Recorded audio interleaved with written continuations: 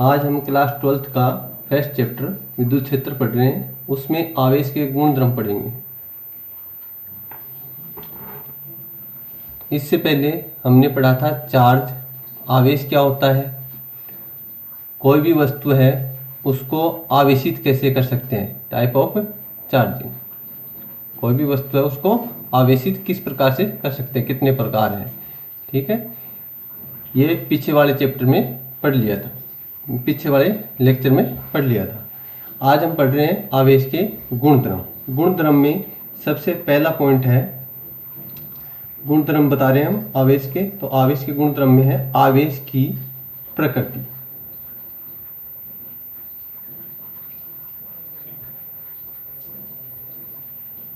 देखो, आवेश है वो दो तरीके का होता है। हमने यहां तक पढ़ लिया कि आवेश है वो कितने प्रकार का है, दो प्रकार का है।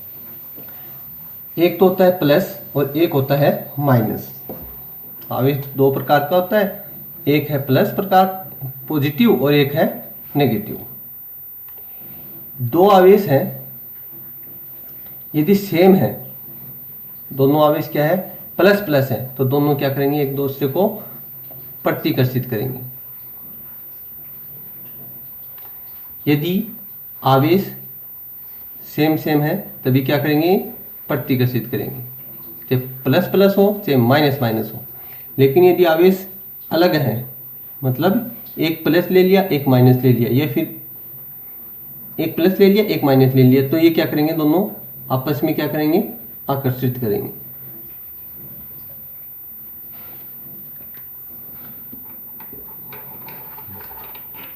ये है आवेश की प्रकृति। दो प्रकार है, पॉजिटिव और नेगेटिव।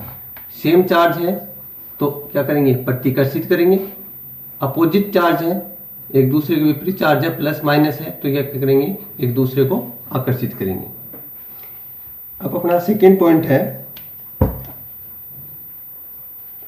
आवेश के कारण। सेकेंड गुणधर्म है आवेश के कारण उत्पन्न क्षेत्र। आवेश के कारण उत्पन्न क्षेत्र।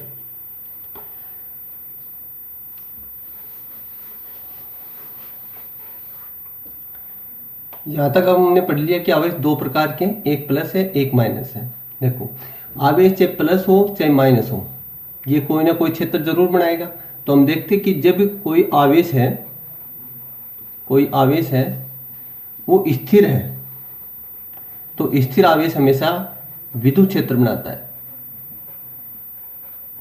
स्थिर आवेश हमेशा विद्युत क्षेत्र बनाता है। आवेश गतिशील है, आवेश गतिशील है। गतिशील का मतलब यहां पर यह है कि वेलोसिटी क्या उसकी कांस्टेंट है। किस तरीके से गतिशील है, उसका वेग क्या है, नियत है, नियत वेग से क्या है, गतिशील है। तो वो विद्युत क्षेत्र भी बनाएगा, विद्युत क्षेत्र भी बनाता है और साथ चुंबकीय क्षेत्र भी बनाता है, दोनों क्षेत्र बनाता है। इसी तरीके से आवेश को अपन ने क्या मान लिया कि आवेश त्वरित गतिशील है, त्वरित गतिशील है, या फिर क्या कर रहा है, वो कंपन कर रहा है। तो किस प्रकार का क्षेत्र बनाएगा, तो वह विद्युत क्षेत्र भी बनाएगा, विद्युत क्षेत्र प्लस चुंबकीय क्षेत्र, चुंबकीय क्षेत्र और प्लस विद्युत चुंबकीय विकिरण भी, विद्युत चुंबकीय विकिरण भी उत्सर्जित करता है। आवेश, स्थिर आवेश विद्युत क्षेत्र, गतिशील आवेश विद्युत क्षेत्र और चुंबकीय क्षेत्र। और त्वरित गतिशील है या फिर कंपन कर रहा है तो विद्युत क्षेत्र भी बनाएगा, चुंबकीय क्षेत्र भी बनाएगा और विद्युत चुंबकीय विकिरण भी उत्सर्जित करेगा। ये हो गया अपना सेकंड गुणधर्म।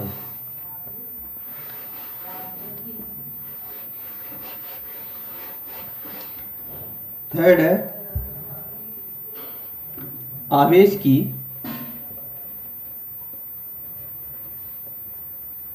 द्रव्यमान के साथ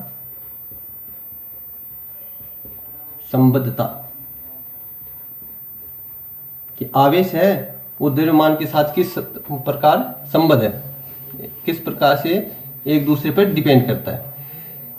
देखो हमने यहाँ तक ये चीज़ पढ़ी थी कि कोई भी वस्तु है उसके ऊपर से कोई भी वस्तु है एक जिसमें से इलेक्ट्रॉन निकलते हैं उसके ऊपर पॉजिटिव चार्ज आता है, और जिसके ऊपर इलेक्ट्रॉन जुड़ते हैं उस पर हमेशा नेगेटिव चार्ज आता है। क्यों? क्योंकि कोई भी वस्तु वो आवेशित होती है, किसकी वजह से होती है? इलेक्ट्रॉन के स्थानांतरण की वजह से होती है, और इलेक्ट्रॉन पर चार्ज कैसा होता है? नेगेटिव होता है। ठीक है, इलेक्ट्रॉन के स्थानांतरण होगा, कोई भी वस्तु आवेशित होगी, कोई भी वस्तु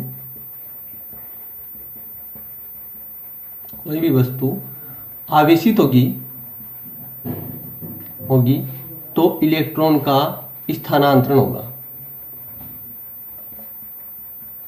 आवेशित कब होगी?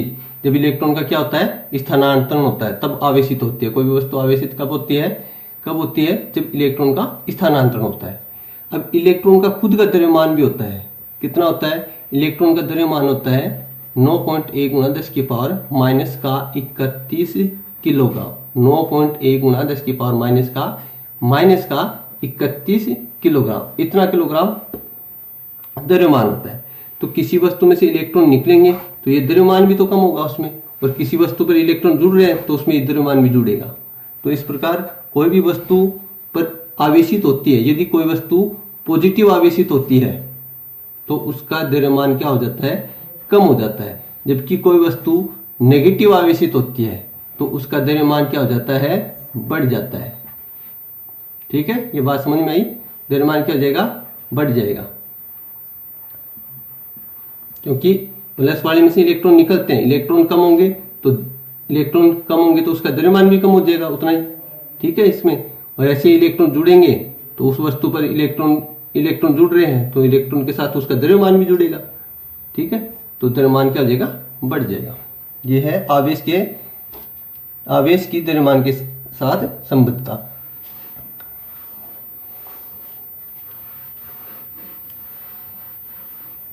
अब है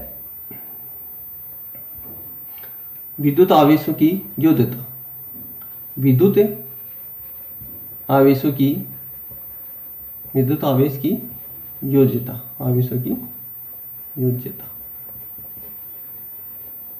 एडिटिविटी। विद्युत आवेशों की योज्यता से क्या मतलब है?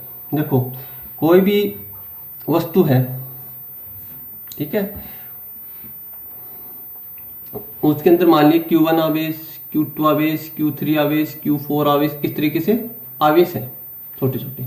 तो इस पूरी वस्तु पर टोटल आवेश कितना होगा? तो इस पूरी वस्तु पर आवेश होगा Q1 + Q2 + Q3 + Q4, कि उन आवेशों का कोई भी वस्तु है उस पर कुल आवेश उस वस्तु में उपस्थित आवेशों के बीजगणितीय योग के बराबर होगा उसके ऊपर आवेश। ठीक है, मतलब कोई भी आवेश कहीं पर भी हो, उस वस्तु के अंदर आवेश कहीं पर भी हो, ठीक है, अपने को सीधा जोड़ करना है। जैसे ये वस्तु है, इस यहाँ पर है +2 आवेश, यहाँ पर है +3, यहाँ पर है +1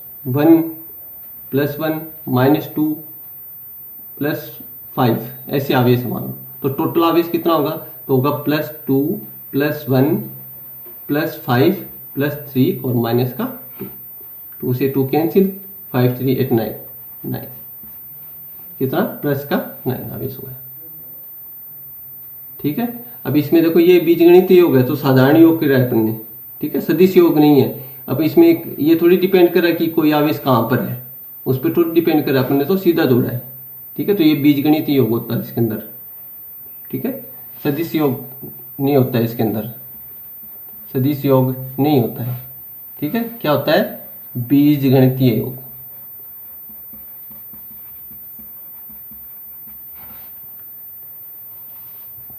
अब है 5वां गुणधर्म,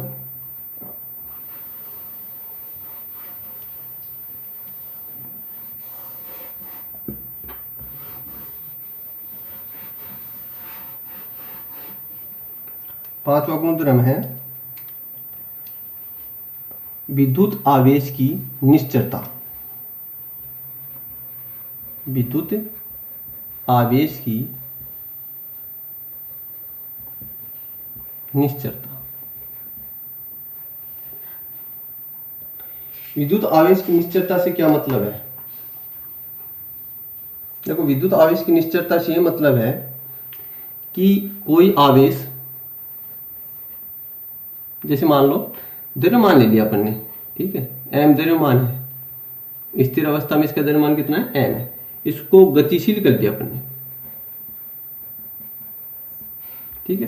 तो गतिशील करने पर ये द्रव्यमान में फर्क आएगा क्या, परिवर्तन होगा क्या कुछ? तो भाई परिवर्तन होगा। किस तरीके से? क्योंकि द्रव्यमान इस तरीके से डिपेंड करता है कि m equal to m nought upon √1 minus v² upon c²। M nought क्या है? एम नोट उस वस्तु का द्रव्यमान है जब वस्तु क्या है, स्थिर है। तो जब वस्तु क्या है, स्थिर है, ठीक है, एम नोट द्रव्यमान है। और जब वस्तु गतिशील हो जाएगी तो द्रव्यमान कितना हो जाएगा, उसका एम हो जाएगा। और किस तरीके से डिपेंड कर रहा है, m nought upon √1 minus v² upon c²। v उस वस्तु का वेग है, c प्रकाश का वेग है, प्रकाश का वेग, ठीक है। तो इस तरीके से ये डिपेंड करता है। द्रव्यमान में क्या होगा, परिवर्तन हो जाएगा। लेकिन यदि अपन आवेश लें, ठीक है, तो आवेश में ऐसा कुछ नहीं होता है। आवेश स्थिर है तभी वो वैल्यू दिखाएगा, और जब आवेश गतिशील है तब भी वही वैल्यू दिखाएगा, ठीक है। चाहे स्थिर हो चाहे गतिशील हो, आवेश के मान में कोई परिवर्तन नहीं होता है। इसको बोलते हैं विद्युत आवेश की निश्चलता। जबकि यदि द्रव्यमान की बात करें तो देखो द्रव्यमान क्या हो रहा है, चेंज हो रहा है। पहले एम नोट था, फिर कितना हो गया, एम हो गया। यहाँ पर क्यू है और बाद में भी कितना है, क्यू है, ठीक है। तो इसको बोलते हैं अपन आवेश की निश्चलता। चाहे स्थिर हो आवेश चाहे गतिशील हो, आवेश के मान में कोई परिवर्तन नहीं होता है, ठीक है। इसको बोलते हैं आवेश, विद्युत आवेश की निश्चलता।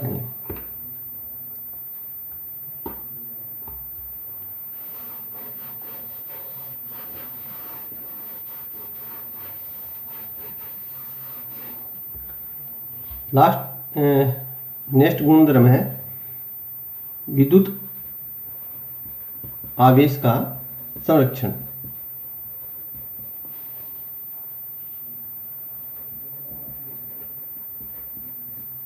विद्युत आवेश का संरक्षण। विद्युत आवेश के संरक्षण में अपन ये मान लें कि एक अपने पास विलगित निकाय है। कैसा निकाय है, विलगित।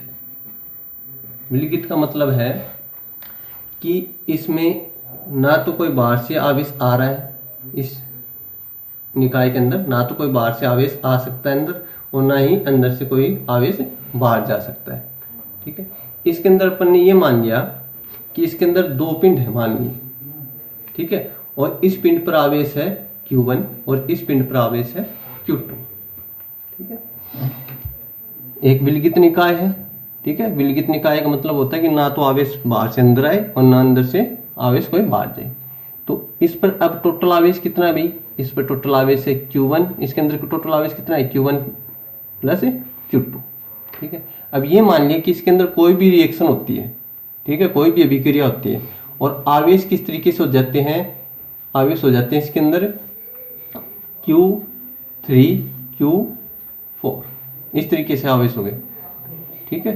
तो देखो टोटल आवेश कितना हो गया, Q3 प्लस Q4। विद्युत आवेश के संरक्षण के नियम में यह है कि टोटल आवेश हमेशा कितना क्या रहता है, कांस्टेंट रहता है। मतलब यहां पर Q1 प्लस Q2 है, Q1 प्लस Q2 है, ये किसके बराबर होगा, Q3 प्लस Q4। क्यों, क्योंकि देखो यहां से ना तो कोई आवेश बाहर गया है ना कोई आवेश अंदर गया है, ठीक है। अभिक्रिया हुई ना, तो ना तो कोई आवेश बाहर निकल सकता ना अंदर जा सकता, तो टोटल आवेश वही रहेगा इसके अंदर। ये हो सकता है किसी में से इलेक्ट्रॉन इसके अंदर चले गए या फिर इलेक्ट्रॉन इसमें से इसके अंदर जा सकते हैं, यही तो हो सकता है। लेकिन इलेक्ट्रॉन बाहर तो निकलेंगे नहीं, तो टोटल आवेश क्या रहेगा, हमेशा कांस्टेंट रहेगा। जैसे अपन ने मान लिया कि ये है 3 प्लस 3 और ये है प्लस 1, ठीक है। इसके बीच में कोई भी अभिक्रिया हुई और अभिक्रिया होने के बाद क्या काम हुआ कि इसने कुछ आवेश इसको दे दिया, मतलब ये तो रह गया +2, एक आवेश इसको दे दिया तो +2 और ये हो गया +2। देखो यहाँ पर टोटल आवेश कितना हो गया, 3 प्लस का 3 प्लस का 1 प्लस का 4। यहाँ पर टोटल आवेश कितना हो गया, प्लस का 2 इक्वल टू 4। देखो आवेश क्या है, बराबर है। ठीक है, इसे बोलते हैं हम आवेश का संरक्षण का नियम। अब है गुणधर्म, लास्ट गुणधर्म है और इंपॉर्टेंट गुणधर्म है, ये एग्जाम में पूछते हैं। आवेश का क्वांटीकरण, आवेश का क्वांटीकरण।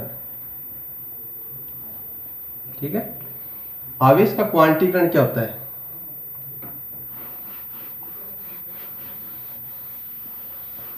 देखो आवेश के क्वांटीकरण को समझने के लिए अपनी ये समझें कि मान लो एक अपने पास कोई गुल्लक मान लो, जिसमें पैसे डालते हैं ना, वो वाला गुल्लक है। ठीक है, इसके अंदर हम केवल 5 रुपए वाले सिक्के डाल रहे हैं। क्या कर रहे हैं? केवल 5 रुपए वाले सिक्के डाल रहे हैं। ठीक है, रोजाना जितने कोई भी है वो 5 रुपए वाले सिक्के डालता है इसके अंदर। अपने को नहीं पता है कितने डालता है, कभी दिन में 2 डाल देते हैं सिक्के, कभी 5 डाल देते हैं। ठीक है, अब अपने को ये पूछा किसी ने कि बताओ भाई इसके अंदर सिक्के, इसके अंदर रुपए कितने हैं इस गुल्लक के अंदर। किसी दिन अपने को ये पूछ लिया किसी ने कि गुल्लक के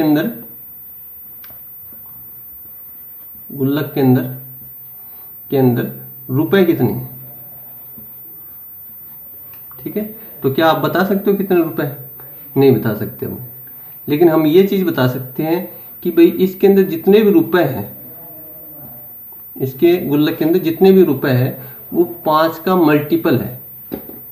मतलब एक सिक्का है तो 5 रुपए, 2 सिक्का तो 10 रुपए, इस तरीके से है। 5 का 5 रुपए हो सकते हैं, 10 रुपए हो सकते हैं, 15 रुपए हो सकते हैं, 20 रुपए हो सकते हैं, इस तरीके से रुपए हो सकते हैं। लेकिन इसके अंदर ऐसे नहीं है कि 6 रुपए हो, 7 रुपए हो, 12 रुपए हो, इस तरीके से नहीं है।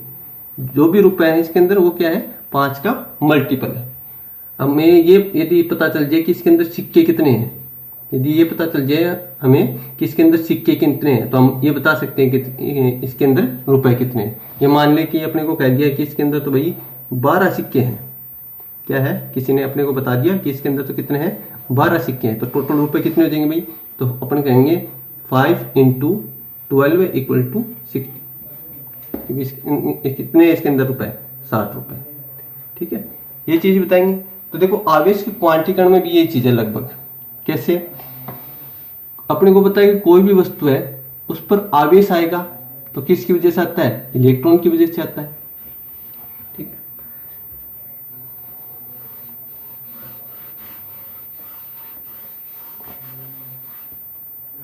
कोई भी वस्तु है उसके ऊपर इलेक्ट्रॉन आवेश आएगा तो किसकी वजह से आएगा? इलेक्ट्रॉन की वजह से आएगा।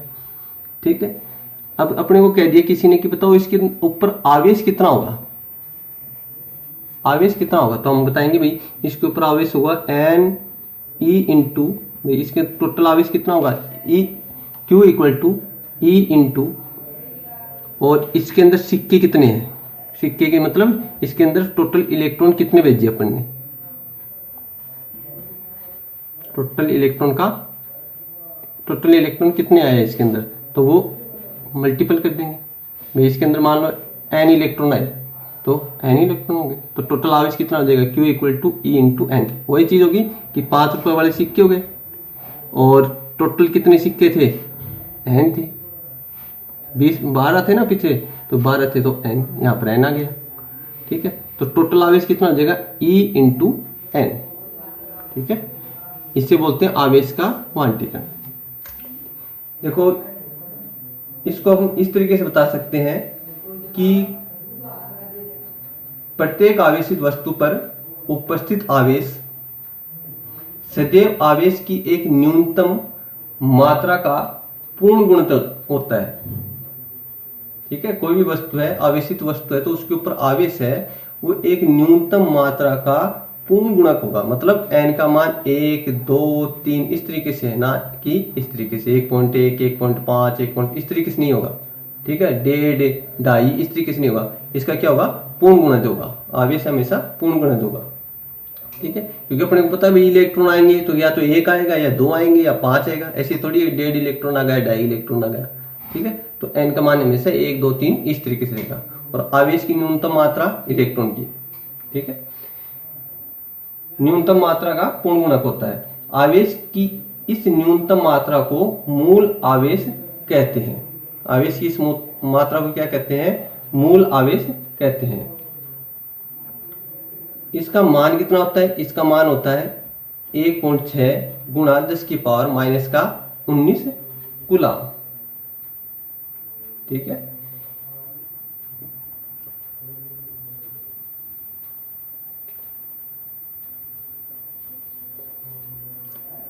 आवेश के क्वांटीकरण को इस तरीके से बता सकते हैं कि आवेशित वस्तु है, ठीक है, आवेशित वस्तु पर विद्युत आवेश सतत परिमाण में न होकर असतत विभक्त परिमाण में होता है। ठीक है, विद्युत आवेश का यह गुण आवेश का क्वांटीकरण कहलाता है कि आवेश है वो इस तरीके से रहेगा, E 2E क्या n का मान रखेंगे 1 2 3 इस तरीके 3E 4E इस तरीके से रहेगा। इसके बीच की वैल्यू नहीं मिलेगी कोई भी, ठीक है, ना इन दोनों के बीच की वैल्यू मिलेगी आवेश की। ठीक है, 2E आवेश हो सकता है, 3 आवेश हो सकता है, इसके बीच की वैल्यू नहीं होगी, इसके बीच की वैल्यू नहीं होगी। तो आवेश कैसा हो गया? विभक्त हो गया कि E के बराबर है, फिर 2E के बराबर है, फिर 3E के बराबर है। तो आवेश की मात्रा कैसे होगी? विभक्त हो गई, ना कि सतत। सतत तो तब होती है जब इसके बीच की वैल्यू भी मिलती है, अपने को सारी वैल्यू मिलती बीच की, तब ये कैसे होती? सतत होगी, सतत होती। लेकिन अब सतत नहीं है क्योंकि इसकी एक फाइनाइट वैल्यू है, कितनी है? 1E है, 2E है, 3A है, इस तरीके से इसकी एक क्या है? एक निश्चित वैल्यू है, बीच में वैल्यू नहीं मिल रही है इसकी। ठीक है, तो इसे बोलते हैं अपन आवेश का क्वांटीकरण, कि आवेशित वस्तुओं पर विद्युत आवेश सतत परिमाण में ना होकर विभक्त परिमाण में होता है। विद्युत आवेश का यह गुण आवेश का क्वांटीकरण कहलाता है। ठीक है, और कोई भी वस्तु है उस पर आवेश हमेशा एक न्यूनतम आवेश का पूर्ण गुणक होता है। ठीक है, और इस न्यूनतम आवेश का मान कितना होता है? इलेक्ट्रॉन के आवेश के बराबर होता है, 1.6 गुणा 10 की पावर माइनस का 19 कूलम। ठीक है, ये इंपॉर्टेंट है और ये पढ़ना है, एग्जाम के अंदर जरूर पूछते हैं इसको। अब देखो, पिछले लेक्चर में अपन ने क्वेश्चन पूछा था कि भाई 2 प्लास्टिक प्लेट ले ली, 2 प्लास्टिक की प्लेट ले ली और इसको आपस में क्या किया? रगड़ा, घर्षण किया। ठीक है, घर्षण किया तो इस पर आवेश कैसा आएगा? ये क्वेश्चन पूछा था। घर्षण किया तो आवेश कैसा आएगा? दोनों पर प्लस आएगा या फिर दोनों पर माइनस आएगा या फिर एक पर प्लस आएगा एक पर माइनस आएगा या फिर इस पर कोई आवेश आएगा ही नहीं? तो इसका आंसर है इस पर कोई आवेश नहीं आएगा, इस पर कोई आवेश नहीं आएगा। क्यों? क्योंकि दोनों की इलेक्ट्रॉन त्यागने की प्रवृत्ति इक्वल है। दोनों इलेक्ट्रॉन ग्रहण भी इक्वल कर सकते हैं और त्याग भी इक्वल सकते हैं। ठीक है, तो इलेक्ट्रॉन त्यागने की प्रवृत्ति दोनों में इक्वल है, इसलिए इस पर कोई आवेश नहीं आएगा। ना तो ये इलेक्ट्रॉन निकालेगा, ना ग्रहण करेगा, ना ये इलेक्ट्रॉन निकालेगा, ना ग्रहण करेगा, तो इस पर कोई आवेश नहीं आएगा। अब आज का क्वेश्चन ये है और इसका जवाब मैं अगले लेक्चर में दूंगा। आपको यदि इसका आंसर आता है चेक करना, यदि आंसर आता है तो कमेंट बॉक्स में आंसर जरूर बताना। ठीक है, आपको बताना है कि 1 कूलम आवेश में कोई वस्तु है, ठीक है, उसको 1 कूलम आवेश देना है। कूलम क्या होता है? आवेश का मात्रक होता है। 1 कूलम आवेश देना है किसी वस्तु को। ठीक है, तो उस वस्तु को कितने इलेक्ट्रॉन, उस वस्तु पर से कितने इलेक्ट्रॉन निकालने पड़ेंगे? तो कितने इलेक्ट्रॉन निकालने पड़ेंगे? ठीक है, प्लस 1 कूलम आवेश देना है किसी वस्तु को, तो कितने इलेक्ट्रॉन उसमें से निकालने पड़ेंगे? ये क्वेश्चन आज का। ठीक है, वीडियो अच्छी लगी हो तो लाइक करें, कमेंट करें और चैनल को सब्सक्राइब जरूर करें। Thank you.